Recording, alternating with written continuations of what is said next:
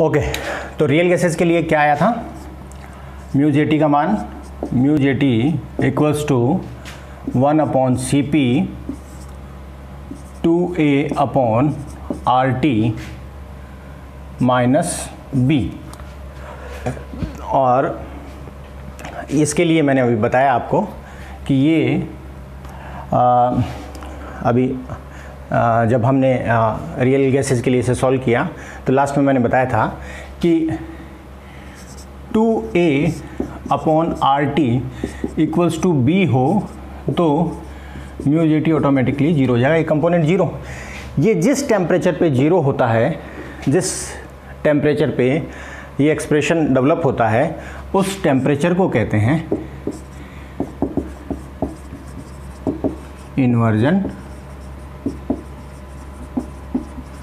Inversion temperature.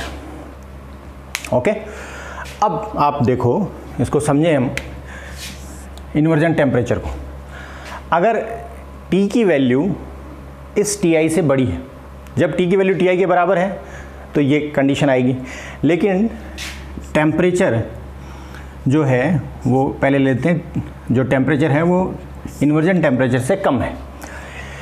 अगर inversion temperature से कम है तो ये कंपोनेंट, जब डिनोमिनेटर जो हर की राशि है वो अंश से, न्यूमरेटर से अगर उसके कंपैरिजन छोटी होती जाएगी तो ये पूरी क्वांटिटी, ये छोटा होगा तो ये पूरी क्वांटिटी बड़ी होगी।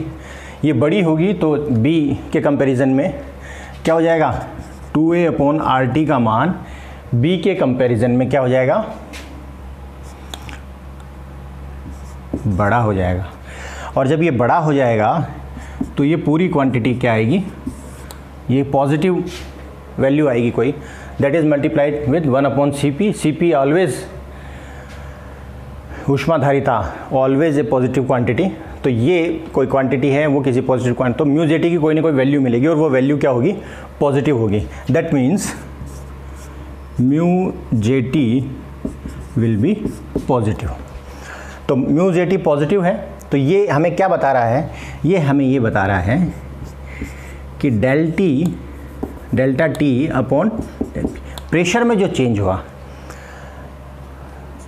और जो टेम्परेचर में चेंज हुआ वो सिंक्रोनाइज है। अगर प्रेशर आपने कम किया है तो टेम्परेचर भी क्या होगा, कम, तभी ऊपर वाली quantity negative T2 minus T1 upon P2 minus P1, ये नेगेटिव तो होल क्वांटिटी पॉजिटिव। तो आप ये देखिए, जब आप साइकिल के पहिए से जब हवा निकालते हैं, पंचर होता है उसमें, जब हवा निकलती है ठंडी लगती है। ठंडी क्यों लगती है, क्योंकि वो पहले जो उसके अंदर जो प्रेशर था और जिस प्रेशर के अगेंस्ट वो एक्सपेंड कर रही है, आउटर बाहर वाले प्रेशर है 1 एटमॉस्फेयर, उसके कंपैरिजन में अंदर प्रेशर ज़्यादा था। तो फाइनल प्रेशर जो है वो इनिशियल प्रेशर से क्या है, कम है, तो ये पूरी क्वांटिटी नेगेटिव, नीचे वाली क्वांटिटी नेगेटिव है और अगर ऊपर वाली क्वांटिटी पॉजिटिव है तो होल वैल्यू नेगेटिव आएगी। जबकि होता क्या है कि आपको हवा ठंडी लगती है, दैट मीन्स जो पहले उस गैस का टेम्परेचर था उसके कंपैरिजन में अब टेम्परेचर में क्या हुई है, कमी आई है। तो T2 भी क्या है, छोटा है, और इसीलिए आपको क्या देखने को मिलता है, शीतलन प्रभाव देखने को मिलता है, और वो म्यू जे टी एक्सप्रेस कर रहा है। ये शीतलन कब देखने को मिल सकता है, जब इसका इसके साथ सिंक्रोनाइजेशन हो। दैट मीन्स अगर प्रेशर घटे तो टेम्परेचर भी घटे, और ऐसा ही होता है। इसी वजह से ये एक्सप्रेशन पॉजिटिव है। और ऐसा कब होता है, जब इन्वर्जन टेम्परेचर जो है किसी भी गैस का, उससे कम टेम्परेचर पर गैस को एक्सपेंड किया जाए, तब आपको क्या मिलेगा, म्यू जे टी की वैल्यू क्या मिलेगी, पॉजिटिव। अब आप इसका सेकेंड पार्ट देखें कि temperature is greater than inversion temperature. जो टेम्परेचर है वो इन्वर्जन टेम्परेचर से क्या है, बड़ा है। अब क्या होगा, 2A/RT जो कंपोनेंट है वो छोटा हो जाएगा B से। जब ये वैल्यू बड़ी होगी, ये छोटी होगी, तो ये एक्सप्रेशन क्या आएगा, negative multiply with A positive quantity. तो म्यू जे टी आपको क्या मिलेगा, negative. Mu J T negative क्या एक्सप्रेस कर रहा है, mu J T negative express कर रहा है कि जो डेल्टा P, जब आपका प्रेशर जब आपने रिड्यूस किया तो टेम्परेचर क्या हो रहा है, राइज हो रहा है। प्रेशर आपने कम किया बट टेम्परेचर क्या हो रहा है, राइज हो रहा है, दैट इज वार्मिंग इफेक्ट। और यहाँ क्या आ रहा था, कूलिंग। तो यहाँ कूलिंग इफेक्ट था, तो कूलिंग इफेक्ट आपको इन्वर्जन टेम्परेचर के नीचे ही देखने को मिलेगा। इन्वर्जन टेम्परेचर से ऊपर जो है आपको क्या देखने को मिलेगा, वार्मिंग इफेक्ट देखने को मिलेगा। सो ये बहुत इम्पोर्टेंट कैरेक्टरिस्टिक है किसी भी गैस के लिए। इसका एक्सप्रेशन अगर हम इस रिलेशन से देखें तो हम कह सकते हैं Ti equals to 2A/RB। So inversion temperature जो है वो कंप्लीटली डिपेंडेंट है गैस के कॉन्स्टेंट्स पे। 2 multiplied with van der Waals constant A divided by van der Waals constant B into universal constant. तो ये सब, तो इसमें दो तो यूनिवर्सल कांस्टेंट है, 2 इज ए न्यूमरल, R जो है वो यूनिवर्सल कांस्टेंट है 8.314 जूल्स में, और A और B जो है वो गैस के कांस्टेंट है। तो पर्टिकुलर गैस के, तो पर्टिकुलर गैस के लिए जो Ti है वो फिक्स होगा because of it is only dependent on constants.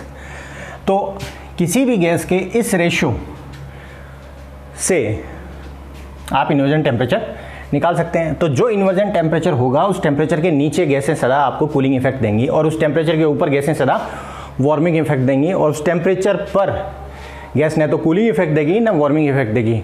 इसका मतलब उस टेम्परेचर पर न तो कोई बॉन्ड टूट रहे हैं न कोई बॉन्ड बन रहे हैं। दैट मीन्स इंटरनल और एक्सटर्नल एनर्जी जो है फर्स्ट फेज की, फर्स्ट स्टेट की और सेकेंड स्टेट की इंटरनल एनर्जी जो है वो बिल्कुल इक्वल है, किसी तरह का एनर्जी चेंज नहीं हो रहा, टेम्परेचर डिफरेंस क्रिएट नहीं हो रहा। इसके अलावा एक बहुत इम्पोर्टेंट पॉइंट है, that is TB boils temperature. इसको हम कहते हैं बॉयल्स टेम्परेचर। बॉयल्स टेम्परेचर क्या होता है, इन्वर्जन टेम्परेचर का आधा, या हम कह सकते हैं कि 2 into A/RB, that is A/RB is Boyle's temperature. Boyle temperature क्या है, अगर आपने पिछली क्लासेस में गौर किया हो तो हमने वहाँ कंप्रेसिबिलिटी फैक्टर Z पढ़ा था रियल गैसेज में। ये अगर ध्यान आ रहा हो, Z क्या होता है, किसी रियल गैस का PV/PV आइडियल। तो आप यहाँ लिख सकते हैं PV/RT, दैट इज़, और अगर ideal gas real gas ideal की तरह बिहेव करिए तो इनकी वैल्यू 1 आएगी, 1। तो इस पॉइंट पे गैस क्या बिहेव कर रही है, और आप अगर प्रेशर बढ़ाते हैं तो आपको इस तरह के प्लॉट्स मिलते हैं। तो पहले गैस क्या होती है, कंप्रेस होती है, देन एक्सपेंड होती है। जैसे जैसे प्रेशर बढ़ता जाएगा उसके बाद में जो वॉल्यूम है वो एक सीमा तक रिड्यूस होगा, उसके बाद नहीं होगा, तो PV की वैल्यू लगातार बढ़ेगी। बॉयल्स टेम्परेचर वो टेम्परेचर है जिस टेम्परेचर के ऊपर गैसेस केवल, ये नेगेटिव डेविएशन है और ये पॉजिटिव डेविएशन, गैसेस केवल क्या देती हैं, पॉजिटिव डेविएशन देती हैं। तो वो टेम्परेचर कहलाता है बॉयल्स टेम्परेचर। तो इन्वर्जन टेम्परेचर इस टेम्परेचर का होता है डबल। एक इम्पॉर्टेंट जो बात है वो आप ये भी देखें कि हाइड्रोजन और हीलियम को जब आप एक्सपेंड करेंगे तो वो दोनों वार्मिंग इफेक्ट देंगी। हाइड्रोजन और हीलियम दोनों वार्मिंग इफेक्ट देंगी। क्यों, उसका रीज़न है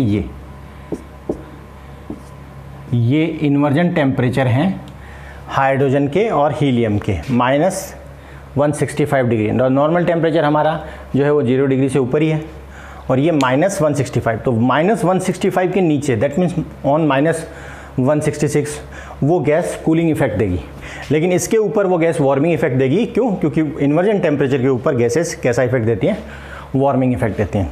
so this is all about joule Thompson coefficient. तो जूल थॉम्सन कोफिशिएंट बहुत इंपॉर्टेंट पार्ट है आपके second year under graduate thermodynamics का, और ये आपकी पिछली वैन डर वाल्स इक्वेशन जो आपने पढ़ी थी उसकी मदद से आपको कूलिंग इफेक्ट और वार्मिंग इफेक्ट जो गैसेज शो करती हैं ऑन एक्सपेंशन, वो उसके बारे में डिटेल आपको इन्फॉर्मेशन ही, उसकी एप्लीकेशन मतलब जूल थॉम्सन कोफिशिएंट की एप्लीकेशन ही हैं ये। तो आज की क्लास में हमने देखा TB TI और उनका रिलेशन, μJT का आइडियल गैसेस के लिए वैल्यूएशन। Okay, thank you.